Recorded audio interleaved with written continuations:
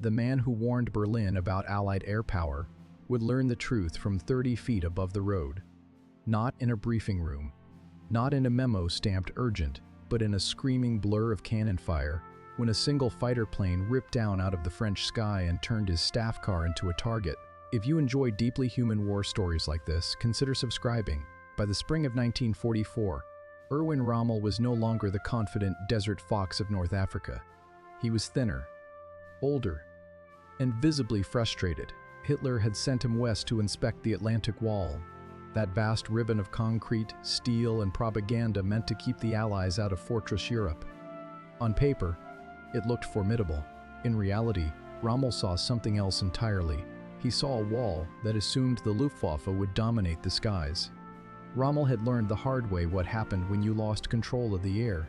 In North Africa, Allied aircraft had stalked German convoys with merciless efficiency, destroying fuel trucks, paralyzing movement, turning daylight into danger. He never forgot it, and now, driving along the French coast, watching thin defenses stretch across hundreds of miles, he felt the same dread tightening in his chest. Rommel warned Berlin relentlessly. Without air superiority, he argued, no wall could survive. Allied aircraft would isolate the battlefield, smash reserves, and make movement impossible. Panzer divisions, if held back inland as Hitler insisted, would never reach the beaches in time. They would be hunted on the roads, destroyed piece by piece. The warnings went up the chain. They stalled. They returned diluted. Hitler believed the decisive blow would come later, at Pas-de-Calais. Göring insisted the Luftwaffe could still rise to the challenge, and so the defenses remained half-finished, the command structure divided, the skies increasingly empty. When the Allied invasion came on June 6, 1944, it came exactly as Rommel had feared. And while he was away from his command, visiting his wife on her birthday, within hours, the truth was impossible to ignore. Allied aircraft filled the air in numbers no German officer had seen before. Fighters, bombers, reconnaissance planes, an endless presence. Roads were cratered, communications shattered. Units froze in place, terrified to move under daylight. Rommel rushed back to Normandy and drove the front personally, pushing his staff, demanding answers, searching for some sign that German air power would intervene. It didn't. Every decision now carried crushing weight. Move the panzers and risk annihilation from the air, or keep them back and surrender the beaches. Field commanders begged for freedom of action. Berlin hesitated. Hitler slept, orders arrived late or contradicted each other. And above it all, the Allied air umbrella tightened like a closing fist. Rommel grew increasingly blunt. He told anyone who would listen that the war in the West would be decided in days, not months. That once the Allies broke out, Germany would never regain the initiative. That without aircraft, soldiers were blind and exposed. Moments like this changed history. Hit-like, so this story reaches more people. Then came the moment when theory turned personal.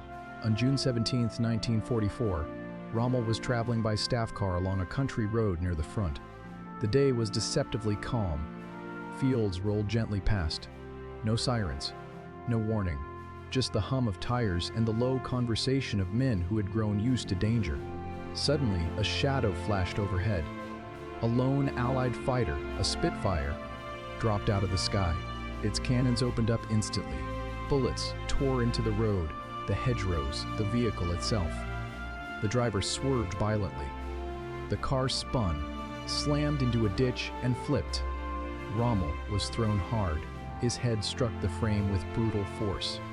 When the firing stopped and the dust settled, the Desert Fox lay unconscious, his skull fractured, blood seeping into the dirt of Normandy. The aircraft circled once, then disappeared, already hunting another target. Rommel was evacuated, barely alive. Doctors diagnosed a severe head injury. He would not return to command. For months, Rommel had tried to convince Berlin that air power would decide the invasion. Now, lying in a hospital bed, he no longer needed proof. The war had come down from the sky and struck him personally, with no warning and no defense. The irony was devastating. One of Germany's most respected commanders, sidelined not by an enemy general, but by a single fighter pilot, a consequence of the very failure he had warned about. In the days that followed, the German position in Normandy deteriorated rapidly. Reinforcements moved only at night. Fuel ran short. Commanders fought blind, cut off from reconnaissance and support. Allied aircraft roamed freely, striking bridges, columns, headquarters. The battlefield belonged to the Allies, not just on land, but in the air above it. Rommel never returned to the front. His injury removed one of the last voices pushing for realism in Hitler's inner circle. Weeks later, the July 20 plot against Hitler would fail, and Rommel's name would be implicated, sealing his fate. But in that roadside ambush, something larger had already been decided. The Atlantic Wall had not fallen because it lacked concrete or courage. It fell because wars are not won by walls alone. They are won by control of information, movement, and the sky itself. Rommel understood that. He warned them.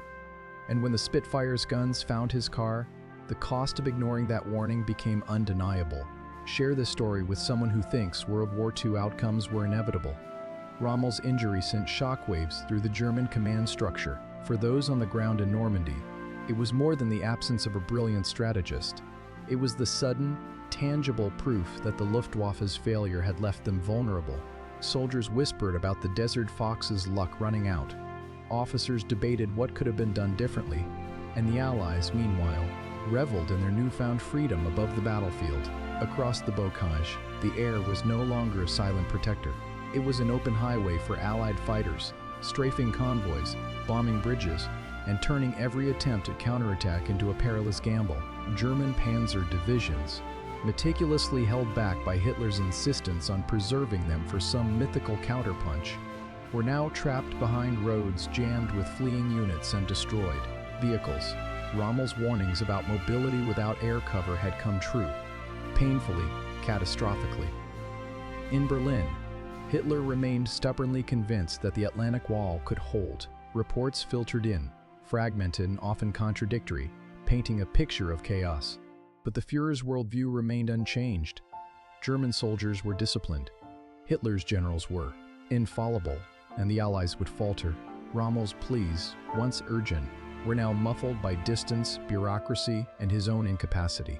In a cruel twist, the man who had foreseen the disaster was incapacitated precisely when his voice was most needed.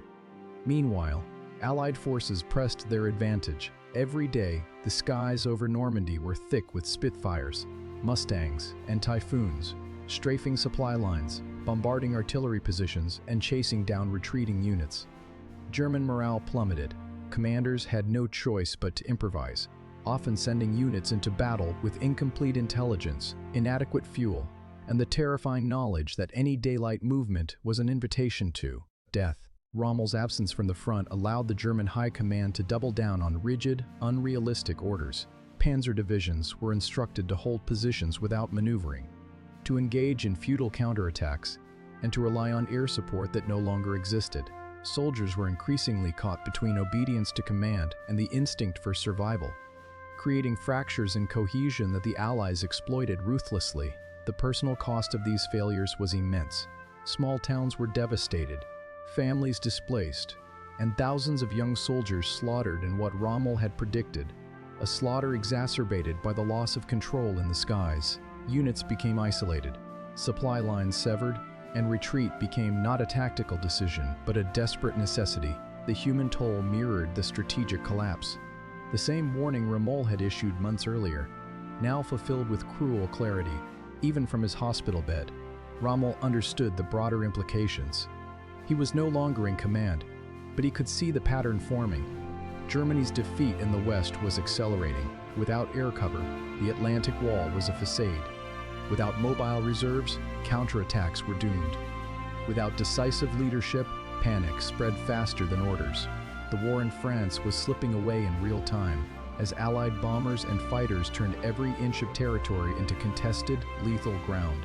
And yet, Rommel's story is not only one of failure or inevitability, it is a stark lesson in leadership under pressure. A reminder that even the most brilliant commanders are bound by factors beyond their control, and that foresight alone cannot alter a rigid, blind command hierarchy. His personal brush with death, strafed by a single Spitfire, became symbolic. The costs of ignoring reality are measured in human blood, and no rank or reputation can shield one from consequences imposed by circumstance. The days that followed would cement the narrative of the Battle of Normandy. Rommel's absence left a vacuum that Hitler's generals could not fill. Allied forces, having secured the beachheads, began a methodical push inland. Supported by overwhelming air power, German units retreated, regrouped, and counterattacked. But without the skies, every move was predictable, and every loss compounded the next. The liberation of France, which had seemed a distant threat, became inevitable. Even within the Third Reich, Rommel's experience reverberated. Officers who had ignored him, dismissed him, or failed to act on his warnings were forced to confront the consequences. The balance between strategy and reality, theory and practice, had been violently recalibrated in a matter of days. And while history often reduces these moments to maps and statistics, the human experience, fear, injury, despair, and the haunting knowledge of what could have been, remained vivid and undeniable. By the end of June, Normandy was no longer a defensive bulwark. The Atlantic Wall, for all its concrete and steel, had proven insufficient against air dominance. Rommel's warnings, unheeded, had transformed into a tragic narrative of foresight ignored, lives lost, and the harsh reality that control of the skies dictates the fate of the land below.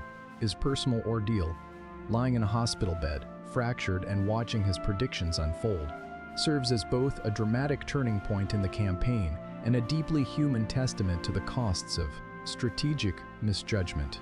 The story of Rommel and the strafed staff car is more than a footnote in World War II history. It is a lesson in the fragility of command, the limits of foresight, and the devastating power of air superiority. One man's warnings, once dismissed, became the lived reality for thousands of soldiers on both sides. A stark reminder that in war, as in life, the skies above can be just as lethal as the ground beneath. By July 1944, the Normandy front was a cauldron of chaos and improvisation. The Allies, having secured air dominance, moved with a precision that seemed almost surgical. Every supply convoy, every column of retreating German troops, was vulnerable to sudden, lethal attacks from above. For the soldiers trapped in this unfolding nightmare, the skies were no longer a distant theater of war. They were an omnipresent threat, relentless and unforgiving. Rommel, still recovering from his skull fracture, absorbed reports of these attacks from his hospital bed. Each account confirmed the dread he had carried across France. The Luftwaffe was beaten, the German army paralyzed without air cover, and the Atlantic Wall was effectively neutralized. The man who had once outmaneuvered entire armies across the deserts of North Africa could only watch as the collapse unfolded from a distance. There was no heroic counterattack left to launch, no brilliant tactical gambit to save the beaches. The strategic truth had become painfully visible. The emotional toll on the German soldiers was profound. Men who had trained for years, who believed in discipline and hierarchy, were suddenly faced with a new kind of warfare, one where traditional command structures offered no protection. Convoys were ambushed by aircraft, communications were shredded, and every movement became a gamble with mortal stakes. Fear replaced confidence. Orders were delayed, ignored, or executed too late. And yet, amidst this turmoil, acts of courage continued to appear. Small, desperate efforts to hold lines, rescue comrades, or maneuver tanks under impossible circumstances. But these acts, heroic as they were, could not change the strategic reality. The skies belonged to the Allies. The Allied commanders understood the importance of air dominance intuitively. Every sortie, every strafing run, every bombing mission was designed not just to inflict casualties, but to paralyze, to sap morale, to turn the very terrain of Normandy into a weapon against those who tried to defend it. The result was a cascading failure for the Germans, disrupted logistics, stalled counterattacks, and a relentless erosion of operational coherence. Rommel's personal reckoning with this reality made him a symbol of both foresight and frustration. He had predicted the consequences of air superiority months before D-Day, but his warnings had been drowned out by bureaucracy, ideology, and the stubborn hubris of those in Berlin. The strafing of his staff car, a near-fatal encounter that could have claimed his life, was the dramatic, undeniable proof of a truth that had been ignored for too long. even in the halls of German command, Rommel's absence was felt. The soldiers on the ground and the officers in headquarters were left to navigate a collapsing front without the guidance of one of their most respected leaders. Hitler's insistence on rigid orders, combined with the Luftwaffe's inability to challenge Allied air power, ensured that any hope of a coordinated counteroffensive was extinguished before it could begin. The German position in France, already fragile, began to crumble under the dual pressure of overwhelming air attacks and advancing Allied ground forces. The human dimension of this failure cannot be overstated. Families were torn apart, towns bombed into rubble, and soldiers faced death at every turn, often without even understanding why their plans had failed. Rommel's story, once one of daring, cunning, and tactical brilliance, had become intertwined with tragedy, illustrating the brutal calculus of war. Even the smartest minds are powerless when fundamental strategic conditions, like control of the skies, are ignored. Yet there is a lesson here that extends beyond the battlefield. Rommel's experience underscores the critical importance of listening to informed counsel, valuing foresight, and adapting to changing circumstances. In war, as in life, failing to anticipate and mitigate threats can have devastating consequences, no matter the talent or experience of those involved.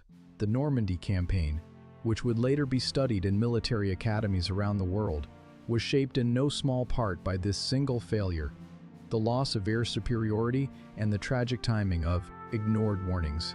Rommel's near-death experience in the strafed staff car became emblematic of the wider collapse, a tangible, human moment that crystallized the strategic reality. By August 1944, the Allies were breaking out of Normandy. German forces were in retreat. Rommel, recovering but sidelined, could only observe as the consequences of months of warnings ignored rippled across the front. The Atlantic Wall, which had been touted as impregnable, lay shattered, not just physically but in the minds of the men who had defended it. Air superiority, foresight, and decisive action had turned what could have been a stalemate into a swift and irreversible defeat for Germany in the West. Rommel's story does not end with his injury or the fall of Normandy. It lives on as a cautionary tale about the interplay between strategy and reality, human intuition and command inflexibility, and the harsh lessons that come when warning signs are ignored. His personal ordeal, the strafed staff car, and the subsequent collapse of German forces illustrate a universal truth of warfare. Control of the skies is control of destiny, and those who fail to recognize it risk everything. For history enthusiasts, military scholars, and viewers captivated by the human dimensions of war, Rommel's experience offers an unflinching window into the consequences of strategic miscalculation. It reminds us that even legends are vulnerable, that foresight alone cannot always avert disaster, and that sometimes survival depends on understanding forces far beyond one man's command. Share this story with someone who thinks World War II outcomes were inevitable.